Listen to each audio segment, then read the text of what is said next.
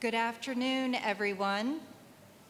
Please rise as Grand Marshal Erin McNamara Horvat, Senior Vice Provost for Faculty Advancement and Interim Dean for the School of Education, carries the Drexel University Mace in memory of Dean Penny Hamrich. The procession will follow.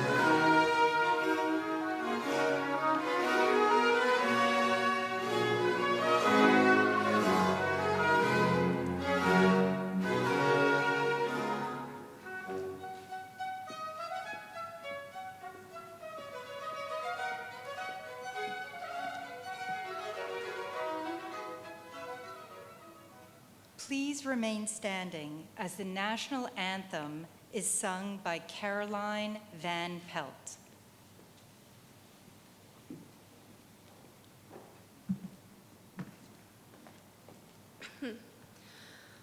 Oh, say, can you see by the dawn's early light what so proudly we hailed at the twilight's last gleaming, whose broad stripes and bright stars through the perilous fight o'er the ramparts we watched were so gallantly streaming, and the rockets' red glare, the bombs bursting in air, gave proof through the night that our flag was still there. Oh, say does that star-spangled banner yet wave o'er the land of the free and the home of the brave?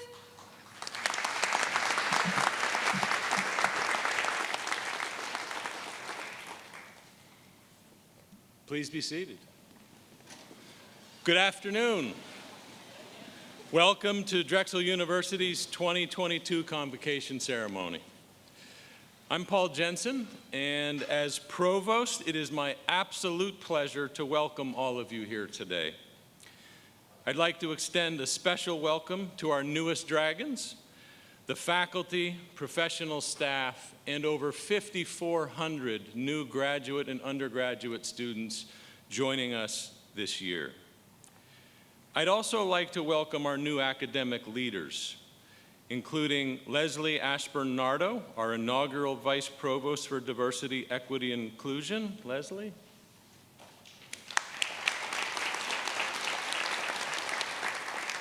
David Brown, Dean of the College of Arts and Science. Interim Dean Ann Bronchini of the College of Nursing and Health Professions.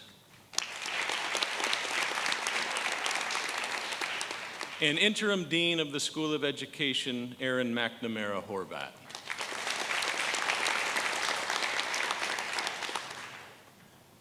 And lastly, I want to recognize one leader who is not here with us today, Dean Penny Hamrich. We lost Penny suddenly only a month ago, and I know we are all missing her terribly. She was a beloved member of our community as a dean, as a colleague, as a friend. We will be having a celebration, a memorial service for Penny later in the fall, and I know she's here with us today in spirit. And I know President Fry will also offer some thoughts about Penny during his remarks. Convocation is one of those special times when you pause to celebrate a new beginning, to acknowledge the work that brought us here and all the possibilities that lie ahead. As perhaps one of the most legendary students of all time, Ferris Bueller, once said, "Life moves pretty fast. If you don't stop and look around once in a while, you could miss it." So here we are, stopping together to look around, to listen, and to celebrate. What you'll hear today are some pretty amazing stories, stories that I believe capture who we are as a university uniquely built on partnership. That's what cooperative education is all about, right? Partnership. And partnerships of all kinds, across diverse fields of study and work, across diverse backgrounds and experiences, across industries and local and global communities. Our history is built on this coming together, on engaging actively to solve problems. This has been our North Star for over 100 years, and it's imperative that we continue to build on this model. We face many challenges as a global community, and almost every single one of those challenges is being confronted, examined, addressed in some way by our faculty, students, and staff across this university. How incredibly inspiring is that? For me, it's an immense source of pride knowing that this community, to which we are all members, is tackling the hard questions and actively contributing solutions all the time. And doing so in this uniquely Drexel way, with unmatched energy and empathy, with an innovative and collaborative spirit.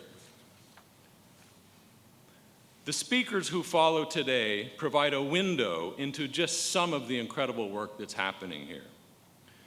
To those joining us for the first time today, know that there is a place for your passions too.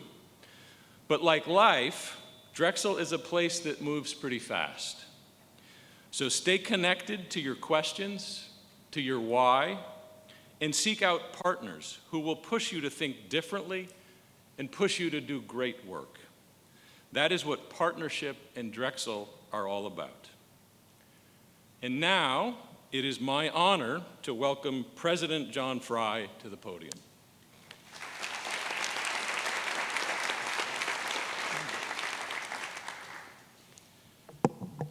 Thank you, Provost Jensen. So I would like to begin by asking for a moment of silence and reflection on the life and work of our dear colleague and friend, Penny Hamrich, who passed away on August 11th.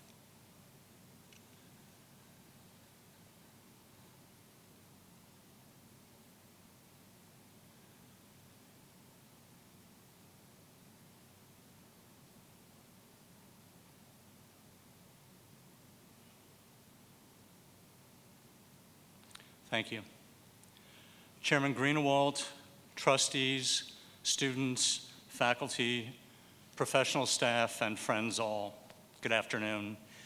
It is really wonderful to have all of us back together as we welcome a new cohort of extraordinarily talented undergraduate and graduate students, as well as our new faculty colleagues. I want to take a moment to thank all of our professional staff and volunteers who made move-in go so smoothly for students and their families. Well done.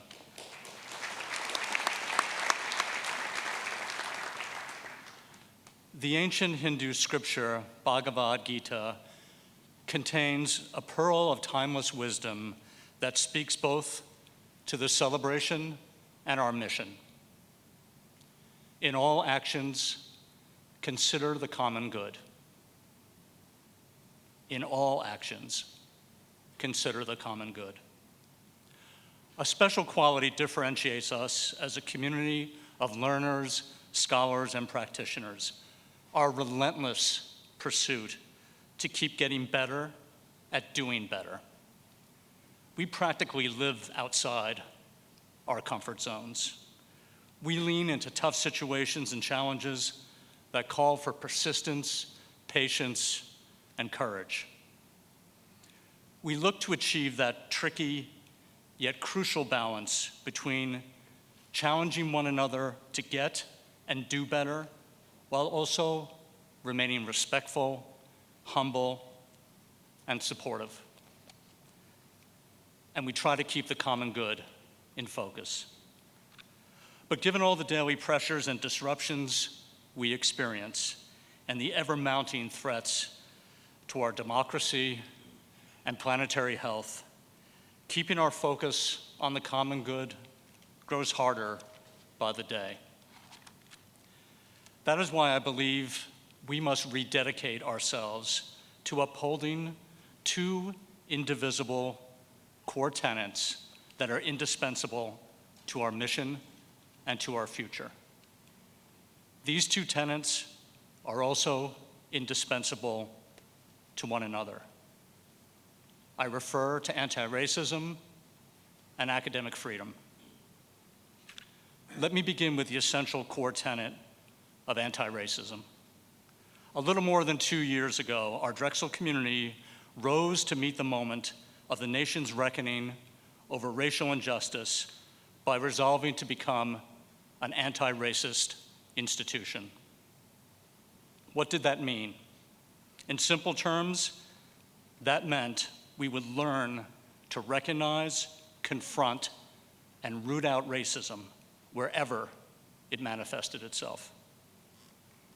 Outside of Drexel, that has meant continuing to focus more of our teaching, research, and institutional initiatives towards serving as better partners and neighbors in West Philadelphia, while also working to reduce racial injustices in health, education, environmental impacts, and economic opportunity. Inside Drexel, that has meant creating a climate, a culture of equity, inclusion, and belonging, where everyone can feel welcome, respected, and valued, and where no one feels excluded, gaslighted, or threatened, and where discrimination, harassment, or bias against any group or individual is never tolerated.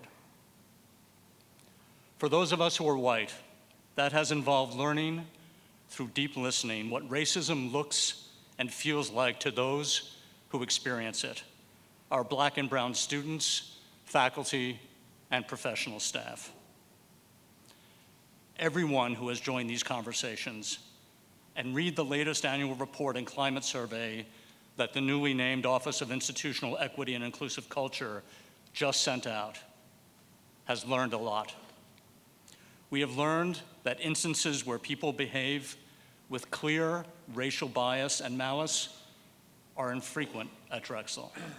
We have also learned about the ways in which well-intentioned members of our community can project harmful racial bias towards colleagues, students, and neighbors of color without realizing it.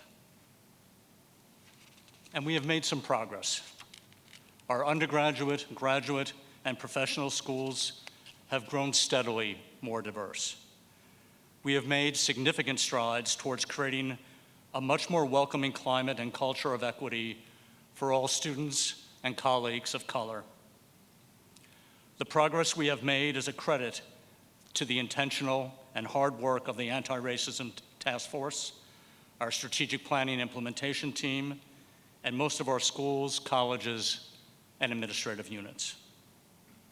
So in terms of Drexel becoming an exemplar and a force for anti-racism, the glass is more than half full. But we should not be satisfied until the glass is all but full. I hope we also recognize that our commitment to becoming an anti-racist institution does not signal indifference to forms of discrimination, oppression, marginalization, or injustice against other groups and members of our community. To the contrary, every step we take to dismantle the structures and systems of racism moves us one step closer towards eradicating injustice in all of its forms. Becoming an anti-racist and inclusive university also affords us the opportunity to renew our commitment to Drexel's other core tenet of academic freedom. The start of a new academic year is a good time to reflect on what academic freedom means at Drexel, both on its own terms and in the context of our anti-racism work. I believe that academic freedom is just as vital as anti-racism to our teaching, research, and civic mission. To borrow from the AAUP's 1940 Statement of Principles on Academic Freedom, Drexel exists for the common good. The common good depends upon the free search for truth and free exposition. At the same time, I reject the suggestion that our commitment to becoming an anti-racist university endangers academic freedom. We would never, ever try to stifle robust debate, derail free inquiry, or demand conformity of thought. Nor are we looking to mete out shame, humiliation, or retribution for the expression of dissenting views, including criticism of university policies.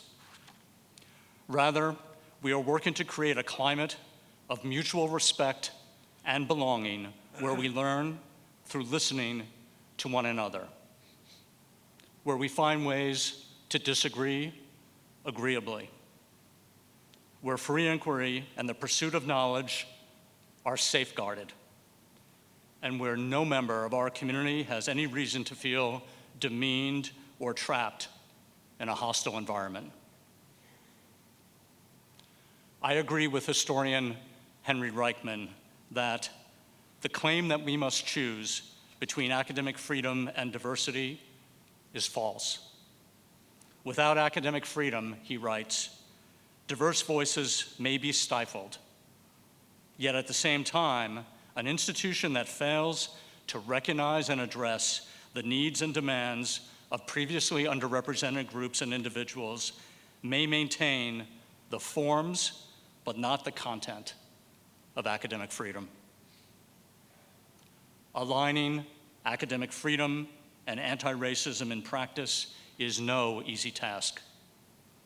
Right now, you cannot open up your devices or newspapers without reading about political pressures from the left and the right being brought to bear on academic freedom.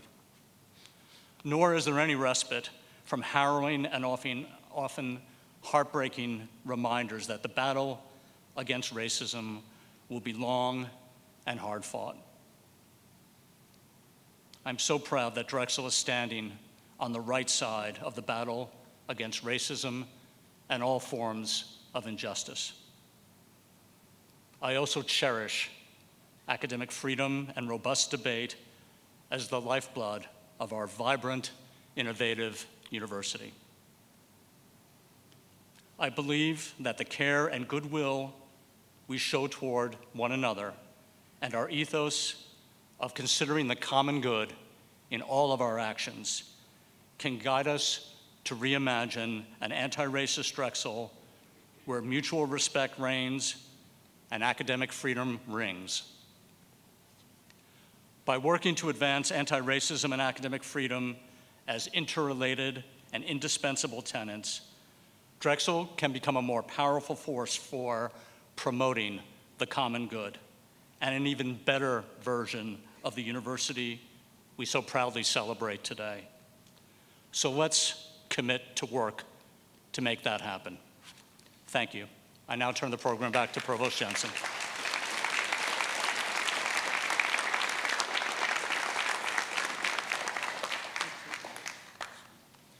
Thank you, President Fry. It is now my pleasure to introduce our three keynote speakers. As these speakers today will demonstrate, there is something uniquely Drexel about the projects that take root here. All these speakers have embraced the entrepreneurial spirit and innovative collaborative mindset that have come to define the Drexel community.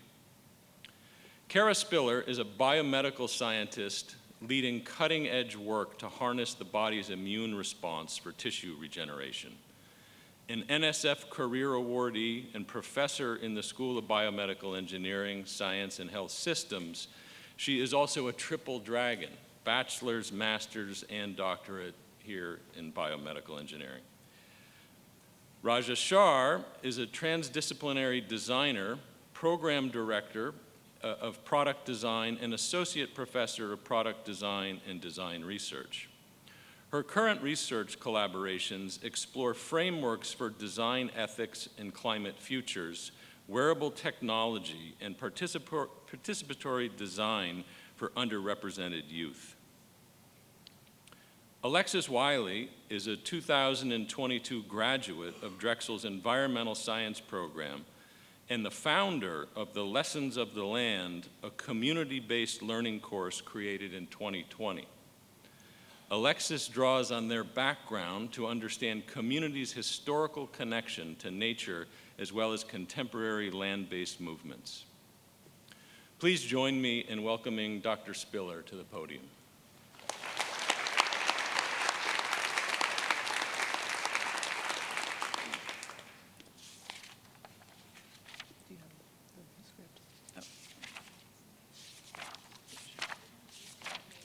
Hello, everyone. Oh, I see there's tabs. That's my fault. It was his fault. Thank you so much for that introduction, Provost Jensen. And hello, everyone. It's an honor to be here today.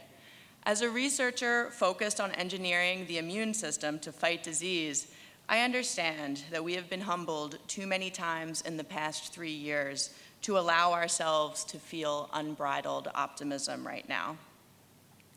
Yet, as I look around and see the smiling faces of so many of my friends and colleagues, and as I reflect on what we have overcome as individuals and as a community, it is hard not to feel pretty excited about the future. The last 3 years were some of the most challenging and isolating times in many of our lives. But instead of retreating, Drexel faculty, staff, and students came together to tackle some formidable challenges. A few examples come to mind. To address the national supply shortage, faculty and staff from the colleges of Biomed, Engineering, and Computing and Informatics joined in 3D printing and shipping tens of thousands of face shields to first responders around the country. Researchers across the College of Medicine worked with clinical centers around the world to determine why the elderly were hit so hard by COVID-19. And faculty and staff in the Office of Global Engagement figured out creative ways to virtually connect faculty and students from around the globe to directly combat isolationism. These enormous projects were only possible because someone stood up to be a leader and others rallied around them. It is this culture of risk-taking, collaboration, and community that sets Drexel apart. I first experienced this culture as an undergraduate student at Drexel. Like many of our new students, I didn't even know what research was. But after taking part in undergraduate research programs, it turned out to be my greatest passion and skill. Later, as a new assistant professor, colleagues around the university joined in my efforts to create the Immune Modulation and Engineering Collaborative, bringing together researchers across disciplines who were developing strategies to modulate the immune system to treat many different types of diseases and injuries. Now, our annual symposium attracts over 500 participants from around the world, and Drexel is known as a major leader, if not the major leader, in this exciting and incredibly impactful field. I rely on the same interdisciplinary creativity in my own research, which uses materials and chemical engineering principles to manipulate immune cells to repair damaged tissues without scarring or fibrosis, which is the leading cause of death worldwide.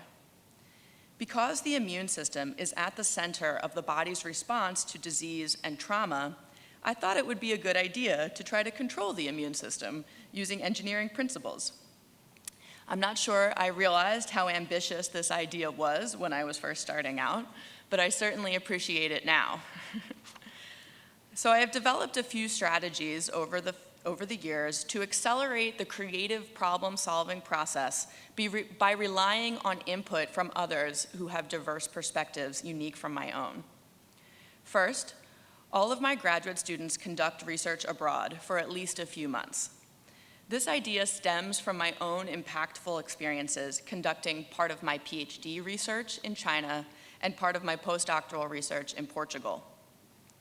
Immersing yourself in an environment where people are trying to solve the same problems that you are, but from a completely different perspective that results from their very different backgrounds and cultures, makes the science better and more creative. At the same time, when my students go abroad, they rapidly develop some critical problem-solving skills, like knowing who to call when you have a problem. They develop networking skills and how to convince others that they should support your project and not someone else's. And they develop leadership skills resulting from serving as a de facto representative of the United States in a foreign country. Any short-term decrease in lab productivity is greatly offset by the long-term gains that result from my students' rapid skill development. Secondly, I always collaborate with physicians and nurses working with patients. Sustaining these relationships is even more frustrating than international collaborations. You think managing different time zones is difficult, try scheduling a meeting with a surgeon. But through perseverance and willingness to learn a new type of language, I've been able to advance some pretty exciting projects. For example, through collaboration with Dr. Michael Weingarten, a vascular surgeon at Drexel, we identified a molecular signature in the tissues of chronic diabetic wounds that explains why some patients respond to certain treatments while others do not. This finding can be used to personalize patients' care so that precious time is not wasted on treatments that don't work. In the beginning, this idea was considered so radical that it could never work. Experts told us that even though chronic wounds cost the American healthcare system tens of billions of dollars each year, insurance companies are just not set up for personalized medicine, and they are too big and convoluted to ever change. But we kept trying, and now I'm happy to report that our team was selected to be part of a national consortium led by the National Institute of Health to validate these findings in a large population with the goal of changing the clinical practice of wound care. Lastly, I always jump at the opportunity to talk to people in industry about my research. A lot of people think this is too risky, even with patent applications in place. But I have found these relationships to be essential for actually advancing ideas to a place where they could be useful in the real world. Scientists working in industry are trying to solve the same problems that I am, but we have different goals, approaches, cultures, and incentive structures. For example, I am strongly incentivized to publish super creative, novel ideas. In industry, they want solutions that can be simply manufactured, scaled up, and approved by the FDA as quickly as possible. When these two cultures merge, the result is creative ideas that just might work. My collaborations with scientists from Spark, Johnson & Johnson, Integra, and Mallinckrodt Pharmaceuticals have taught me how to make decisions in my research that bring it closer to real-world deployment. These unique partnerships were made possible by the culture of risk and innovation that is cultivated at Drexel, combined with incredible supports from my colleagues and the insight of our impressive students. For faculty and staff who aren't already using strategies like these that I've shared, I highly recommend testing the waters. For students, I encourage you to use the many opportunities available here to expand your boundaries and surround yourself with perspectives different from your own. I know my experience here is one of many similar examples of initiatives at Drexel that are advancing novel research and approaches to education. This incredible community is why I am so proud to be here today. Thank you all.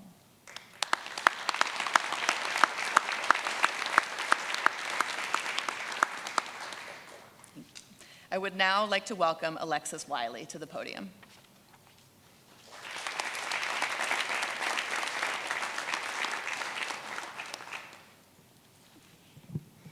Good afternoon, everyone. It's an honor to be here today and to share with you a bit of my story. I've been farming for as long as I can remember, stumbling between my mom's legs in our kitchen garden. However, I didn't grow up thinking that I could have a career in land-based work, much less be an educator in the field. A global journey that led me back home to Philadelphia and through its histories changed that for me. In 2019, I studied abroad in Bioko, Equatorial Guinea. There I learned about conservation biology and researched endemic wildlife alongside members of the community, helping them to discover their own conservation solutions. Working there not only led me to change my major to environmental science, but it also showed me the importance of community-centered scientific research and project development. Later that same year, I attended a community-based learning course called Disaster and Resilience in Puerto Rico, centered on how communities on the island supported themselves after Hurricane Maria by developing sustainable agriculture, water, and housing infrastructure. With my cohort, we learned how to build this infrastructure and how the nonprofit organization Plenitude shares this knowledge with the local community in the town of Añasco, Puerto Rico. I felt so compelled by the impact of this work that I decided to stay involved with Plenitude throughout the pandemic. I also began volunteering with Occupy PHA, or Occupy Philadelphia Housing Authority, a movement fighting for affordable housing in our city, and Sankofa Community Farm, an African diasporic farm advocating for food sovereignty in West and Southwest Philadelphia. However, while working with these organizations, I observed the limitations of my community's capacity for this work, as we were fighting a pandemic, systemic oppression, state violence, and racially discriminatory barriers to affordable, secure housing and food. Everywhere I went, I was observing the legacies of colonialism and imperialism impacting Black and Brown people's freedoms, and I wanted to change that. Initially, I wanted to set up a series of community food gardens in West Philadelphia, spaces to support food sovereignty, or in other words, spaces where my community could grow healthful foods and control what they grow. But I learned that Philadelphia has one of the highest densities of community gardens in Philadelphia, largely championed by Black and Brown activists. Rather than impose on the work led by those activists for decades, whose numbers are rapidly declining because of gentrification, I decided to leverage my education and role as a program assistant at the Lindy Center for Civic Engagement to create programming to support what these leaders already do so well. And that's when I began cultivating Lessons of the Land. Lessons of the Land is a community-centered co-curricular program for Drexel students and community members from West Philadelphia. Together, we examine the dynamics of food sovereignty and land security in Philadelphia's Black and Latin communities. These identities share a history of land and cultural dispossession through slavery and prejudicial governmental policies.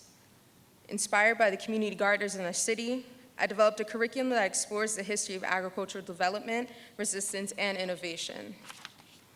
Through the Lindy Center for Civic Engagement, I studied community-based learning pedagogy and course development. And with my background in environmental science and agriculture, I analyzed primary and secondary sources about the agricultural histories of Indigenous American, African, and African-descended peoples and themes of food justice in the Americas. Likewise, I built relationships with community farms, including Sankofa Community Farm, Land-Based John's, and Our Mother's Kitchens, to coordinate on-site sessions with classroom materials. In all, I spent about 2 years developing this course with the desire to connect the local food justice community and the Drexel community. As the name alludes, this project is not only about learning from the land, but not solely in an academic sense. Students reconnected land-based practices by working directly with growers and farmers in our city, embracing the African concept of Sankofa, meaning to go back and get it. Students spoke with their family members and community members to gain a deeper understanding of their cultural relationships to nature. Building on this collective knowledge, students also learned about ongoing revolutions to support food and land sovereignty movements. I didn't expect the radical impact that teaching this program would have on me. I had stepped into a family tradition of land-based work and became a land-based educator and activist, never again doubting that I was capable of the work. Most importantly, I discovered the beauty of community. Through our lectures, story exchanges, and on-site visits, I realized how connected our learning community's experiences were across cultures and languages. I recognized that as a people with a limited sense of place due to our history, that we are home, because we have built new worlds with cherished pieces of our homeland that our ancestors had brought with them here. Though I led and developed this course, the community grew it into something living, comprised of all of our experiences and knowledge that we can now share with more people in the future. My advice to others who seek to create a course like this, or a research project, or really to address any societal issue, is to honor the wisdom of the community. Our community members have unique insights gained through shared history and experiences. And we can't work in silos, but we must be partners in solving the issues that we face. Remember that like a seed, communities have what they need to sprout. But for them to grow well, they need fertile ground, resources, and intentional care. Folks like us in this room can leverage our privilege and our knowledge to support communities by sowing seeds for the future. Thank you. I would now like to invite Professor Raja Shah to the podium.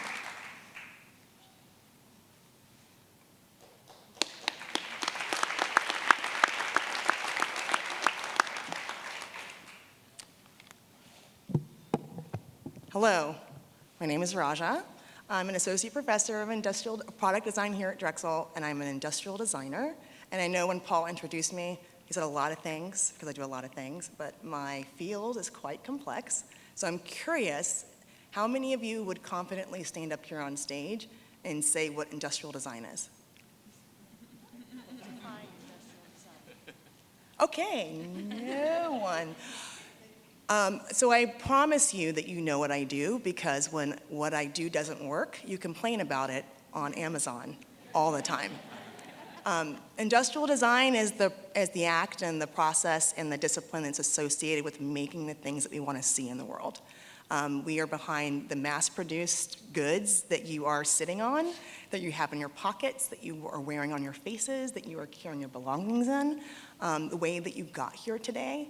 An industrial designer touched each and every one of those things. And so I have fallen in love with design since I was a little kid. And the reason that I fell in love with design is because I always wondered who they were who made bad decisions, right? I knew that someone was responsible for the ways things were messed up. I never necessarily give credit when things worked well, but there was always this dissatisfaction I had about the way the world worked. And so when I discovered this discipline that gave me not only like a strategy and a way of approaching solution finding, it was something that I really unlocked a superpower. And so it was something that I was able to carry with me into my career and eventually into an academic career here at Drexel. So in 2016, and by the way, I'm a storyteller, I don't read from scripts. I'm also neurodivergent, so I cannot read off a script and keep up. So 2016, I came here, I think it was the 21st of September, 6 years ago. And I remember getting my robe on in the lobby of our athletic complex and running into the very first person I saw was an alum of Georgia Tech, which is also my alum. I'm an alum there. I'm a Yellow Jacket. Go Jackets. Any Jackets in the room? Okay, fine. I like dragons too. They're cool. Game of Thrones. All right. So I remember running into someone, and the question they asked me is, what are you going to work on here? And I was like, dude, I just want to change the world because it sucks.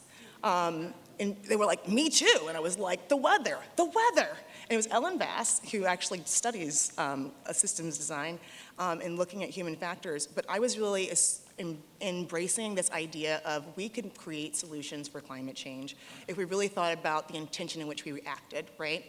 And I came from a biomedical engineering program, by the way, where we were really thinking about how we could change the future of healthcare. And I think everyone in that room, and in every room that I was in, from students to faculty to staff, were really invested in that future. But what I kept noticing is that we weren't making the direct tie to the people who have harmed our present and are continuing to harm our future. And that is the business of design. Designers are the instruments of neocolonial power and capitalism.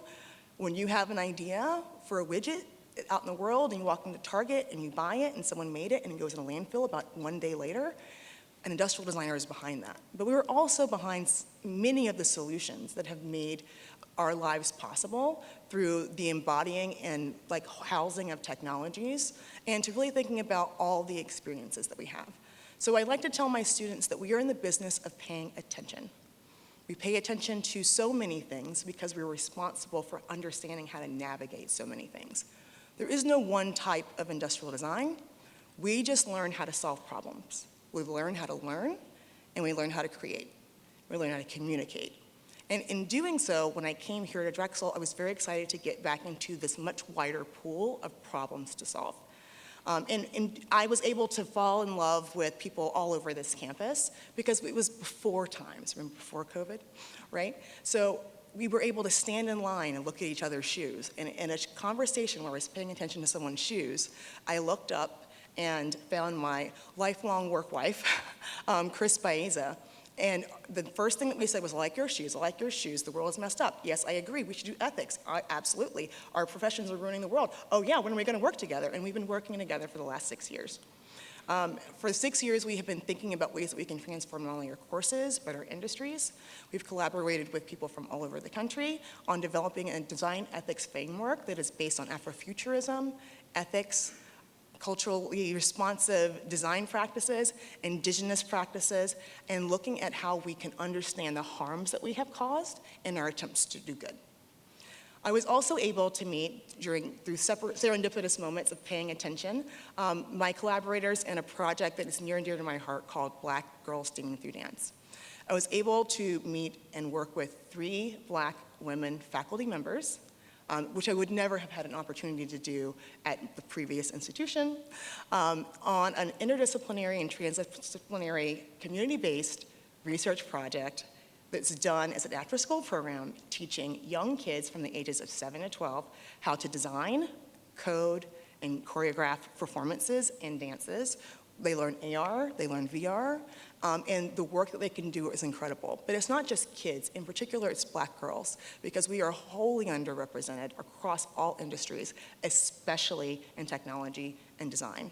And so when we look at sort of culturally sustaining ways of engaging those students and opportunities of engaging their parents and other community members, we really give more agency to understanding how to navigate this complexity by not calling it complex. Everything in the world is connected. And one of my students came up to me one day and she goes, "What's STEAM?" And I was like, "Oh, okay, I'm ready. Science, technology, engineering, art, and mathematics, and it's all connected." She goes, "Oh, like Black Girls Steaming Through Dance. It's all connected." And then she skipped away. And that came from the mouths of a 7-year-old. So when you teach the world as a complex place, complexity is not challenging. Complexity is an opportunity. And so I have a few things, I have a listicle, if you will, about why my experience at Georgia Tech was, at Drexel was so magical, sorry, my tongue slip, was so magical, and I think that it's something that we take for granted. And one is I was present. I attended Convocation in 2016. I didn't know any better. They sent out an email, I showed up, put on my thing, they said there were snacks, all right? But presence is not an attendance, presence is engagement. And oftentimes we think showing up and doing the work is being present. But being present is really about working with, absorbing, and paying attention to the world around you. And that's the next thing, paying attention. Paying attention is not focus. I have zero focus. My one focus is do no harm, only do good. Do it with design, do it with people, right? But when you're focused, sometimes you see the tree and not the forest, or the biome, or the planet that it rests on. So when you take a backwards look at how we might be able to pay attention to how things are connected and where things have come from and where we might be going, it's really more about this idea of futuring. So when we pay attention, we're starting to imagine and think of possibilities. Act with intention. Oftentimes we are acting for the sake of acting. We don't know anything else to do. How many of you were actually able to relax once you got home those first 2 weeks when they sent us home with the pandemic? Who felt like I should be doing something? Yes, right? And that we don't know how to rest and sit with stillness and with peace. But when the planet did for just a little bit, remember how we were telling the stories of the dolphins coming back? We were like, oh, the air was cleaner, everything felt better. This idea of pausing and resting allows us to be intentional about what we want to do next. But when we place one foot in front of the other for the sake of marching forward, we are going to leave people behind. So my thing is to think strategically about where we want to go. You can plan, but people plan and God laughs. Is that the quote, right? But we can think about ways to navigate what's next and always be open to possible openings that can be more inclusive and less harmful. The other thing is I was looking for intentions to collaborate with people. I was open to this possibility. We all know this adage, if you go alone, you go faster. If you want to go further, you go together or something like that. It doesn't matter who said it. But the idea is collaboration allows you to sort of open yourself to your vulnerabilities and figure out where your gaps are and work with a team who can fill them in. It really is a way of us supporting ourselves as we move forward. The other thing that I think about when I think about my ethical lens is this act of doing no harm. And this is something that I think is really hard to do because we are always focused on the act of doing good. All of us in this room are, most of us in this room, maybe everybody in this room, but not everybody on the planet, because there are some evil people, but most of us are trying not to act with malice, right? We all want to do something that's positive in the world. But positive or better is not always better for everyone. Better is always worse from someone else. Margaret Atwood said that. So when we don't think about ways of preventing harm, oftentimes we are ignoring possible harms that we've done. And we have done harm. People in this room and people on this planet, all over the place. In our response to our last pandemic, we have moved forward, we have left people behind, we have done things without intent, not meaning to, without malice, but harm has been done. So what if instead of thinking about this idea of doing no harm, instead we focus on this idea of doing no harm and we embrace change. One of my favorite Afrofuturist writers, Octavia Butler, said in her books, Earthsea Chronicles and also Parable of the Sower, if you guys have read this, everything you touch, you change. Everything you change changes you. The only everlasting truth is change. God is change. But we fight change so much because it makes us uncomfortable. And this fight against discomfort means that we aren't able to wrestle with ways of navigating it. If we look for creative ways to get out of our conundrum together with intention, collaborating and being present, there are future possibilities that can be so much more inclusive and so much better for everyone. So when we think about this notion of change, we also must think about what we're changing for. And so the last thing I'll leave you with is to seek joy. If you know where you are headed, and you know that you want to be together to get there, and you know that joy is the goal, then you will manifest. But I want to be clear that joy is not the absence of pain. Pain is inevitable. Thanos was inevitable, right? When he wanted to change the history of the galaxy by using radical solutions to climate change and devastation, it was inevitability. This thing was going to happen. But if you understand that pain is inevitable, you can also acknowledge it, you can name it, you can live with it, and you can work to overcome it. But Nina Simone said that we should be seeking joy in relationship to freedom. And I believe that President Fry said that we are here to uphold academic freedom. And when she was asked what freedom is to her, she said, freedom, for me, no fear. No fear. I'll tell you, I woke up one day and I wasn't scared, and that was something else.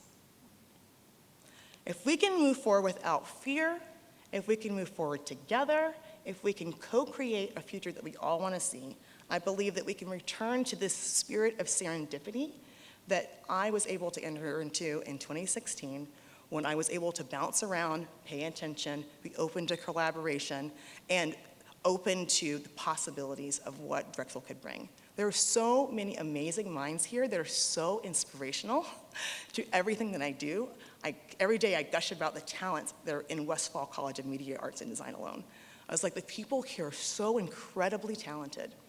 What if we could just put them in a place where they could meet each other serendipitously, learn to collaborate, be intentional about the future they want to create together? And they did that all to seek joy for us and our community. So thank you very much.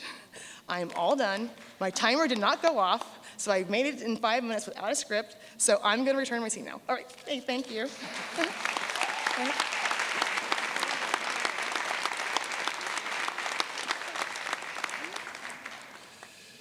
I want to thank our keynote speakers today for your time and for those inspiring words. But a round of applause.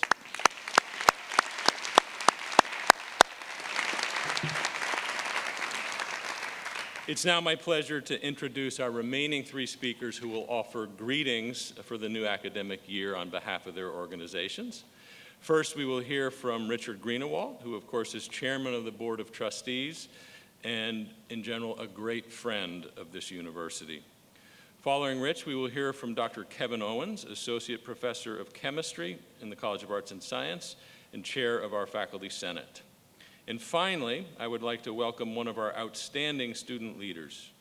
Maria Jose Garcia is a student in the Accelerated BS-MS program pursuing a bachelor's and master's degree in biomedical engineering. She is also a Nina Henderson Provost Scholar. Thank you, Nina. And president of the Undergraduate Student Government Association. So please welcome to the podium Chairman Greenewald.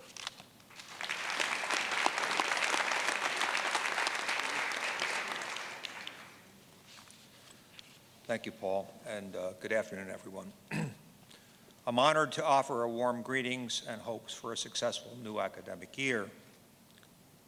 As chairman of Drexel's trustees, I serve in several roles: partner and advisor to the university's leadership for planning and governance, convener and consensus builder among my fellow trustees when possible, advocate, ambassador, and resource developer for Drexel, and final, hopefully a guarantor of our university's financial health and academic vitality.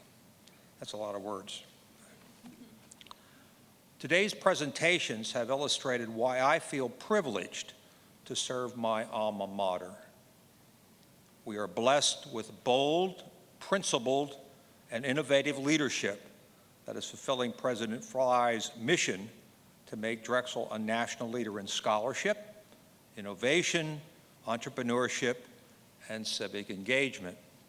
Our faculty are on the cutting edge of research while fiercely devoted to our students. Our professional staff always go the extra mile to ensure that Drexel continues to get better. Our students and graduates stand out by stepping up to meet every challenge or opportunity in their path and to become exemplary citizens. And to what President Fry said earlier, everybody keeps their eye on the common good. That is why I'm confident that our entire Drexel community will achieve significant breakthroughs and milestones in all sciences, the arts, medicine, business, nursing, law, education, and the professions during this academic year. This is a great time to be part of Drexel. The university has never been more alive with innovation, more animated by its civic mission and purpose, or more primed for success across all our core endeavors. To the continued improvement of our campus, to new resources for students and community, and to maintaining our momentum toward becoming the best Drexel ever. I pledge to you the continued support of our trustees. May this new academic year be filled with excitement, discovery, purpose, and progress, along with much joy along the way for everyone. Thank you.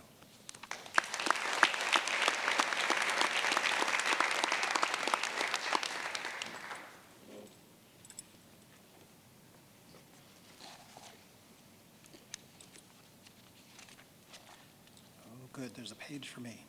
Chairman Greenewalt, President Fry, Provost Jensen, members of the professional staff, university administrators, Drexel students, and my faculty colleagues. I've been asked to bring greetings from the Faculty Senate to the university community on this occasion of Convocation.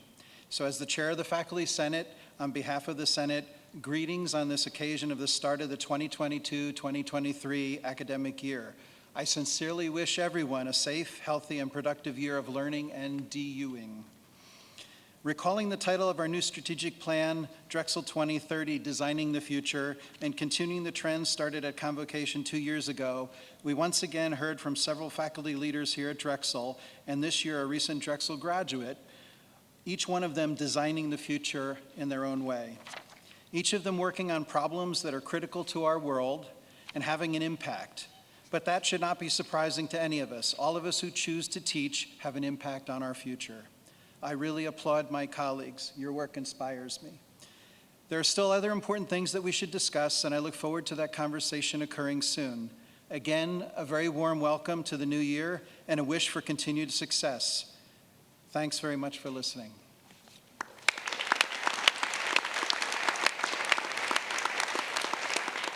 I'd now like to invite Maria Jose Garcia to the podium.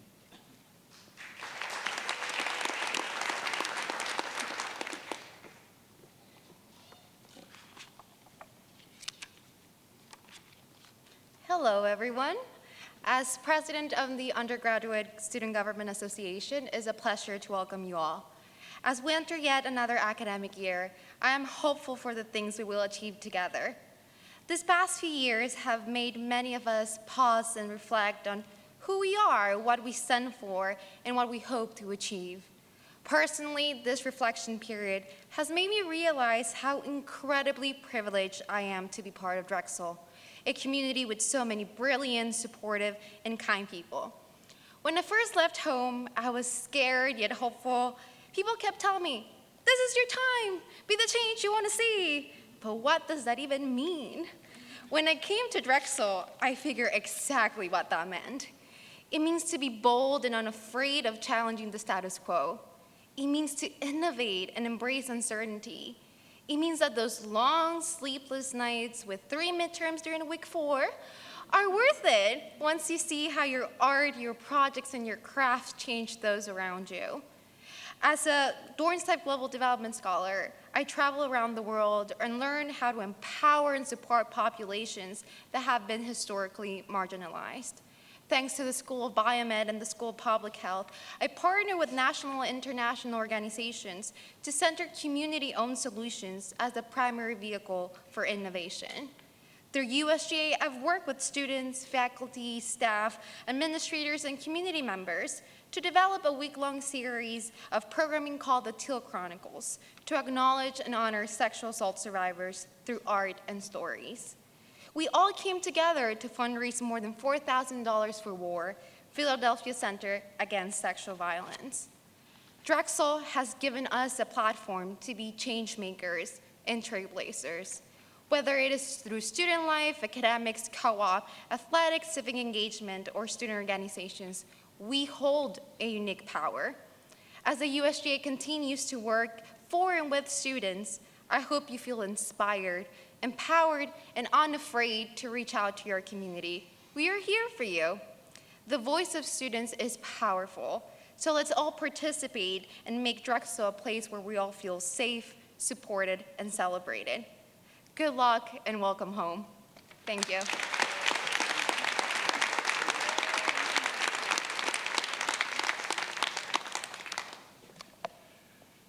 I want to thank all our speakers today, and I want to thank all of you who gathered today for Convocation in Mandel Theater. I want to extend one last welcome to all our new and returning students, trustees, faculty, and professional staff. As we close the ceremony, please rise and remain standing while Grand Marshal Aaron McNamara Horvat retires the mace and the stage party leaves the theater. I wish all of you the best in this new academic year, and I hope you will join us right out in front for a reception immediately following. Thank you very much.